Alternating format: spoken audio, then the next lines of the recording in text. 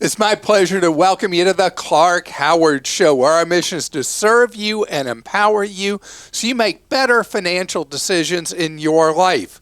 We have a theme on today's podcast: employment. First, I'm going to talk about fake jobs and also fake job applicants. How to know if someone's trying to scam you either way. And later, do you know what your colleagues making doing the same job as you do? Well, you may soon find out as employers more and more either kicking and screaming or by choice are being more transparent about pay levels. So the job market is shifting into a lower gear. For the first time in a long time, the word layoff is entering our ears. We're seeing some of that. Nothing catastrophic or anything like that looks like it's in the cards. But this thing we've had for the last 2 years of a massive number of openings and an extreme shortage of people to fill those openings, that imbalance is exactly what the Federal Reserve is trying to break the back of and trying to reduce the heat in the economy. And so they're adding heat into our lives by raising interest rates, and the result is the job market is going to get more into equilibrium over time as things cool down. So I want to tell you a couple of things. In the employment market, there's been a lot of oddity in it. And it really all got started in the heart of the pandemic 2 years ago when people shifted to doing so much online that used to be in person. And job interviews now routinely are happening virtually with people either on some kind of Zoom or something like that, or just an online interview with questions going back and forth. Could be an audio interview, something we used to call it a phone call. And so a lot of weirdness is going on in the job market that requires caution, particularly on the part of employees or prospective employees, and also, oddly enough, with employers. So now that people are not physically present for their interviews so many times, employers are actually getting conned at smaller companies where they don't necessarily do some kind of traditional background checking or anything like that, where someone will apply for a job they're not at all qualified for. And then they call it the bait and switch job interview. A friend or someone they pay will stand in for them doing the interview who has the skills required for that job and sounds fantastic, and they'll get a job offer and they go to work and they don't have any of the skills or training or background or experience that the job called for, and the employer completely gets conned. And then they have somebody who's basically a trainee instead of the skilled person they thought they were hiring. And it's because of this thing with people doing the remote interviewing. And it seems simple, seems easy, but face-to-face has a lot of value. There was a Business Insider story that was really interesting about all the employers who had had problems where they had the new hire come in and they didn't know how to do anything they were hired for. Then we've got the other issue that I dealt with recently with a question that someone had posted for me, and that was about applying for jobs seeming really promising. They were getting ready to uproot their lives and all that to move somewhere else in the country. And the job openings posted were not real. In fact, there was a study recently that found that 40% of employers are posting jobs that they don't really intend to hire for. Why would an employer give you false hope and waste your time, waste their time with a posting for a job that's a phantom? Why would they do that? Okay, so I've talked before about wired jobs, which is where an employer already knows who they're hiring for a job, but they go through the motions of interviewing people for whatever reasons. There was a scandal recently with Wells Fargo about this. And this is different. This is where an employer is trying to come up with potential good candidates for the future by posting a false listing that isn't really there for a job that's not really existing. I mean, that's bonkers, right? And so this requires, when you're looking for a job, to remember a key rule. People hire people. I think about people I'll hear from that are on message boards and on LinkedIn and on all these places every day looking for jobs, and nothing ever comes of any of them. And it's because the networking you need to do is at such a base human level, because people don't hire resumes. People hire people they kind of know or know of. So everything is about you doing direct contact with an employer, getting to know people, interviewing for information where you go through your phone and come up with a list of people. I haven't talked with this person or that person in a long time. They may know something that would be helpful to me. And so you work your network that you already have to find the possibilities that are out there. And you never call somebody you haven't talked to in forever and say, hey, by the way, if anybody's hiring right now? People hate being asked for that. That's like a favor, right? But people love being asked for advice. Love it. So you basically are talking to an old acquaintance, a friend you've kind of lost touch with, and say, hey, what do you think about? You ask questions, and people love to be able to share their knowledge with you. And you work your network. You join, nobody joins organizations anymore. But organizations are a good way to meet people in a field that you're interested in, whatever, trade association, organizations. You go to things, you meet people, you network. That's how almost all good jobs are found. It's very, very rare that a job is found by you just responding to a listing and sending in a resume. I'm talking about career kind of jobs. If you want a good career ladder kind of job, it's all about who you know. I know that sounds like that couldn't really be the way it works now. Still works that way, I promise. Christa? This is from Malak in Florida. I'm a nurse. My local hospital is offering $80 an hour contracts for 3 months, but does not include paid days off or a 401k match. Their regular full-time job staff pays $35 to $40 an hour, but includes paid days off, 401k matching, and health benefits. Do I take the full-time position, or do I just do the higher hourly rate? All right, so one train leaves Cleveland. It really is, yeah. Yeah.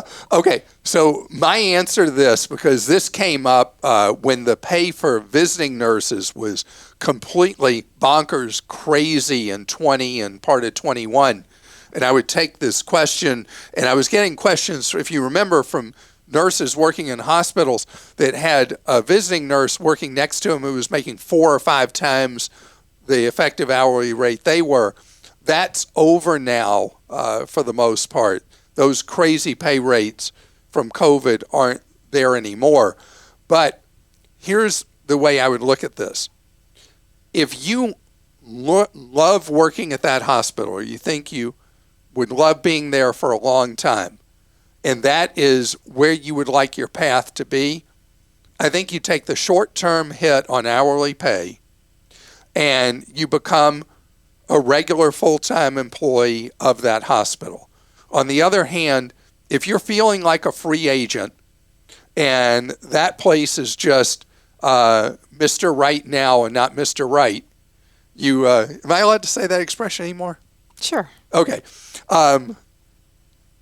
then I would take the 80 an hour. I'd take the more than double, effectively, hourly rate, not worry about the benefits, and get the higher rate and know you're a free agent. And when another opportunity at another hospital that's paying too much per hour for contract labor, when you have the chance to go to that one, you go to that one. So it's all about where your head's at. If you see this as a hospital you could see being at for years to come, you like the atmosphere, you like the environment, you like the working conditions, then I think you take the full-time job.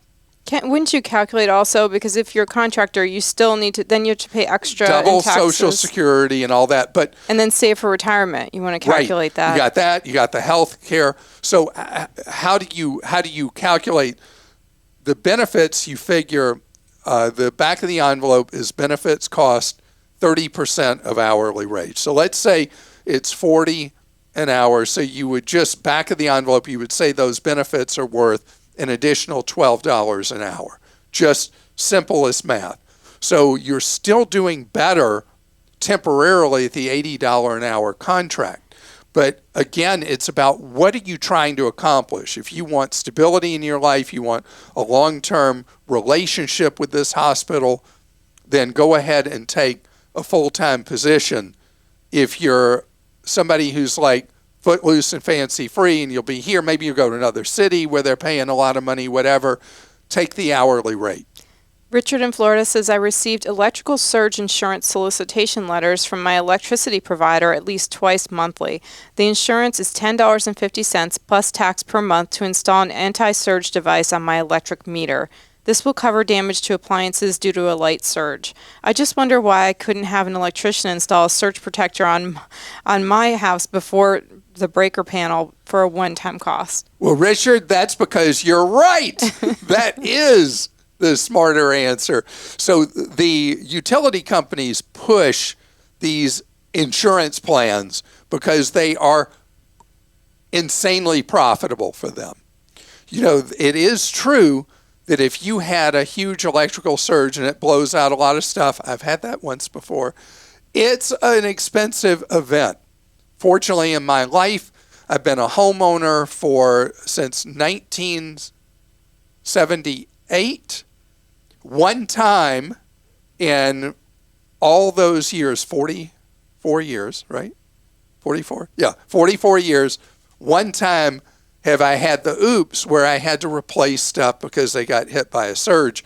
And then what I did is what you're talking about, Richard.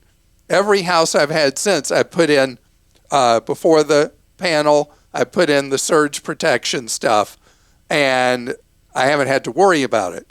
But if you think about what I would have paid over the years paying a monthly fee like this, it's not a good idea to pay that monthly fee. You're much better off paying to put in the actual real protection of your own surge protector that you own, and when you sell that home, it goes to the benefit of the buyer of your home. John in California says, I've been receiving mail at my residence with someone else's name. Should I be concerned? And I love your newsletters and shows. Well, thank you very much, John, and I want to tell you, it could mean nothing. It could be ugly. The worst type of identity theft is something known as synthetic identity theft. And it's something that has been able to fool the fraud systems that the banks and credit card companies have in place, and also the credit bureaus have been asleep at the switch on synthetic identity theft. So the way it works is somebody uses a mix of different people's social security numbers and other people's names and a mix of addresses. And so the credit bureau's systems fail to detect the synthetic identity theft that involves, again, it's one person's name, another person's social security number, another person's address. So they're doing this three-way mix to the point that they've created essentially a new identity. And I remember Barron's Magazine, of all sources, did a cover story years ago about synthetic identity theft because criminals were targeting ultra wealthy Wall Street types because they had these massive credit lines and all this. And then the financial institutions ultimately were trying to get people arrested who were the victims of this, not the actual perpetrators. It was a huge mess, and that's when I first became aware of this as a targeted crime. So, John, know that it could be just a clerical thing. It could be a synthetic identity theft. So what you've got to do is you need to, if you've not done so yet, you need to monitor your credit regularly. I've talked about Credit Karma and Credit Sesame. Use them to do so for free. And then set up credit freeze. And everybody in your household needs to do these steps because you don't know who the target is in the house that's being used potentially for fodder for somebody applying for credit or creating an identity that uses your address and or your social security number, but somebody else's name. So it could be that mess.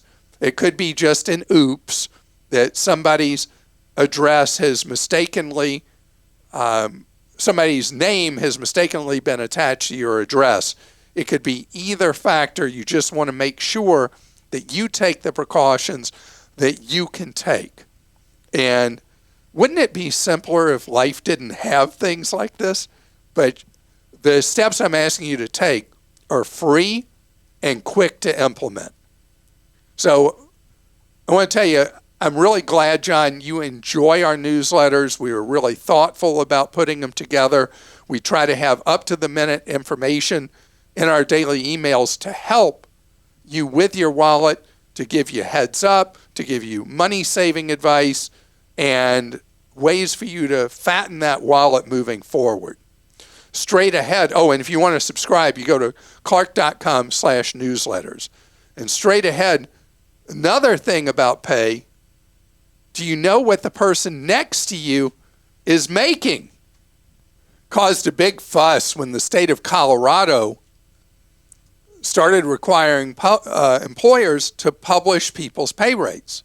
Now, California is following Colorado, and let me tell you, employers are so mad they can't stand it.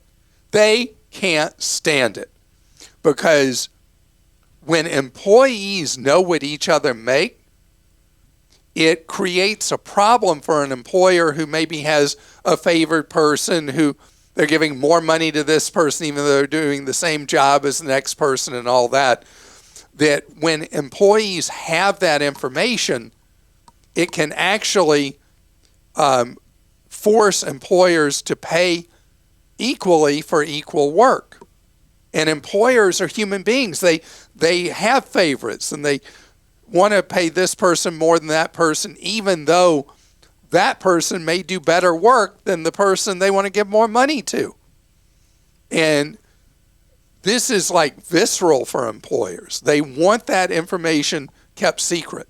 I remember when I was very young and I went to work for IBM and I was collecting bad debts from IBM customers who hadn't paid their bills. And that's how I got through grad school. And thank you, IBM, for paying all my grad school tuition. But I remember at a new employee orientation, one of the things we were told was that if you ever discussed your salary with any other employee, you would be immediately fired. I was like, what? Because what's funny is before that, I had gotten through undergraduate school as a federal employee. I had worked as a civilian employee for the Air Force, and then I'd worked for HUD. And the feds have this system called, I don't know if it still works exactly this way, but I was a GS4. If you're a federal worker, you know what that means. And then the job I had at HUD, I was GS5.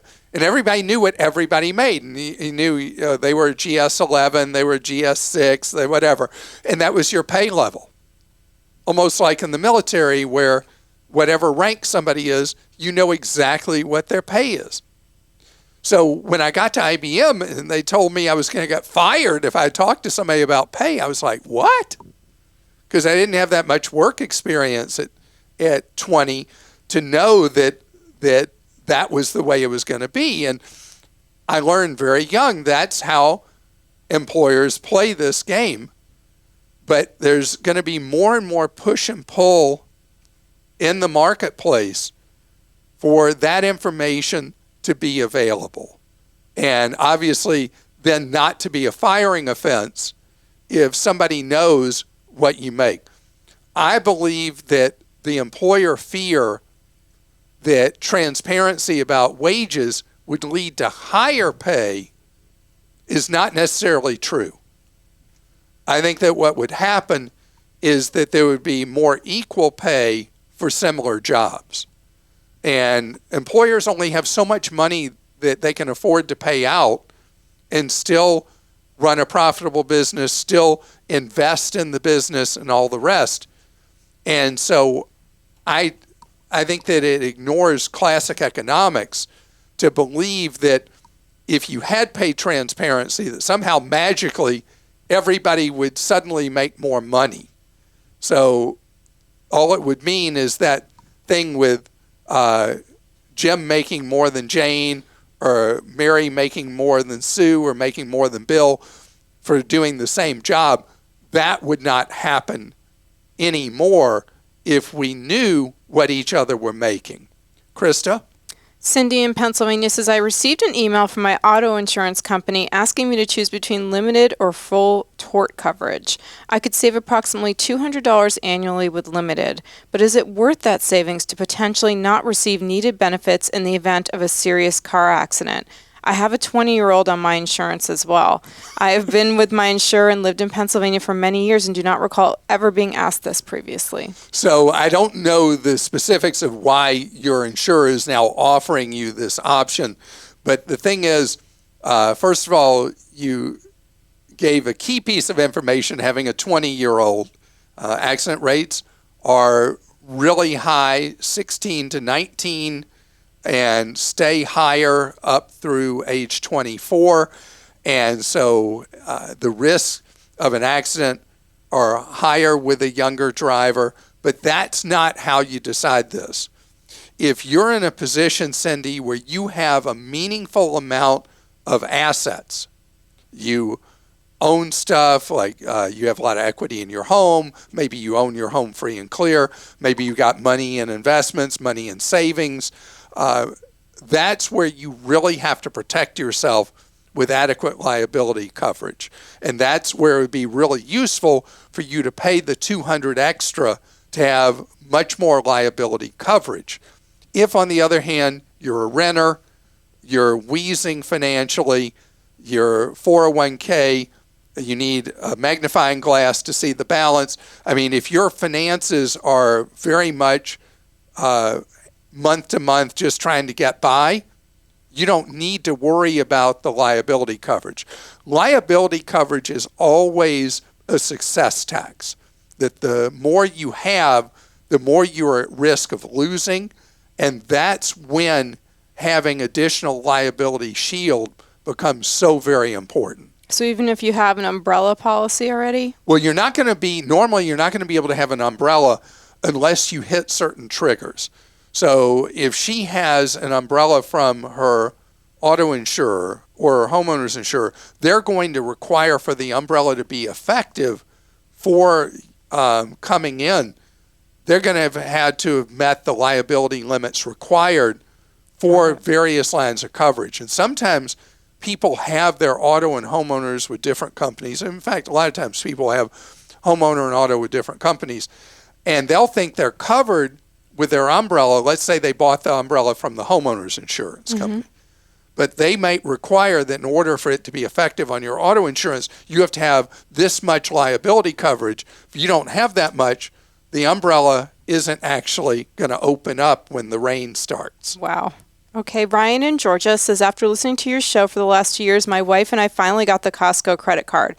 We have strategically used it and will have a pretty sizable reward of around $600. As I understand, the rewards will go away if you do not use them. What should we use our rewards on? Turn them into cash, turn them into cash, turn them into cash. Okay, so Costco, you've got two kinds of rewards. If you're an executive member, you get 2% cash back pretty much on everything you buy up to $1,000, which means if you got $1,000 back, you spent a huge amount of money at Costco over the year. With the credit card, and that money has to be spent in the store. With the credit card, you have the option of turning it into cash when you get your rewards. It's not a check, but you can turn it into cash. Do that. You don't want to use it for spending in the store, because then if you're buying stuff, you want to use the card, so you're already accruing more cash for the following year. So you use the card at the store to buy gas, whatever. The Costco credit card, the Sam's Club credit card, are both free of any annual fee. And if you are an active shopper at Sam's or Costco, in addition to the membership, get the cards. The Sam's Club card gives you 5% cash back on gasoline, 2% if you're an executive member, you get, they don't call it executive plus member, you get enhanced rewards on the card, where shopping in the store and using the card, you get a combined total of 5% back. Costco, you use the card, you get 2% in the store. You get 4% on gasoline, 3% at restaurants, 3% on travel, 1% everywhere else. Where do you never use a Costco card? Everywhere else. Because the 1% you don't want. You want to use it where you get the 2, the 3, and the 4% back. This is from also a Ryan, but this Ryan's in Nebraska. Are all 403Bs created equal? Ugh. I'm in my hospital employer's 403B plan with a moderate employer match, I assume. You always speak poorly of 403Bs. However, in ours, our employer has numerous investment options we can choose from, many of which are low-cost Vanguard funds. I've confirmed the expense ratio of 0.04 with a once-a-year $50 fee. That seems very low. What are your thoughts? Okay, so this is where the trick is with 403Bs, Ryan. You may have multiple investment options. You may have Vanguard options at a very, very low rate. 0.04% is fantastic. That's a great, great low expense ratio. You got the $50 annual fee. But you may also have charges from the 403B sponsor that could be extremely high with very large embedded commissions in them. I want you to know about a website called 403bwise.com. It's 403bwise.com. Go check there. You can even send them a question about this hospital plan, and they will guide you how to figure out what other hidden fees may be in the plan. And you can find out, are they charging you additional 2% a year or 3% a year or 1.5% a year for just breathing in that 403B. That's where the real pain comes so often with the 403B plan is, yeah, they may offer Fidelity investment choices. They may offer Vanguard choices.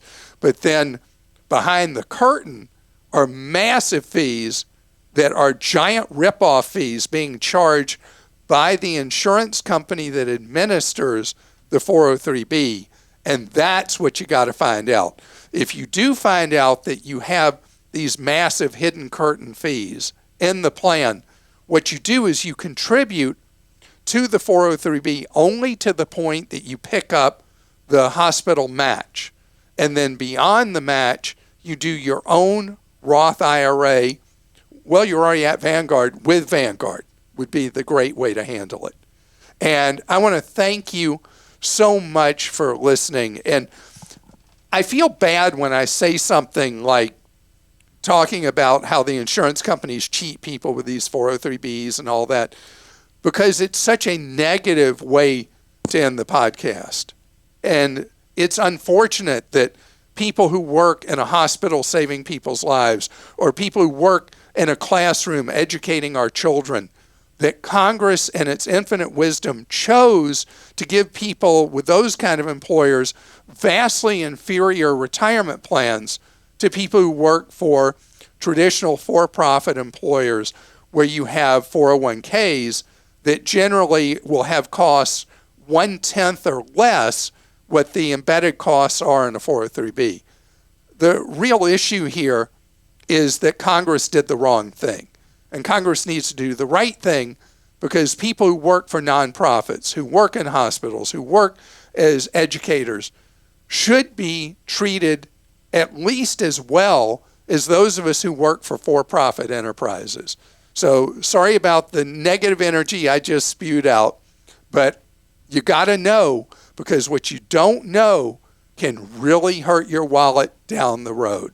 And thanks for tuning in to our podcast. Christa hates it when I say tune in. Why do you hate that so much? I just think it's funny because that's not a radio show. Well, you know, I did radio starting in 1987. I still do radio in morning and evening drive. I do these Clark Minutes that run.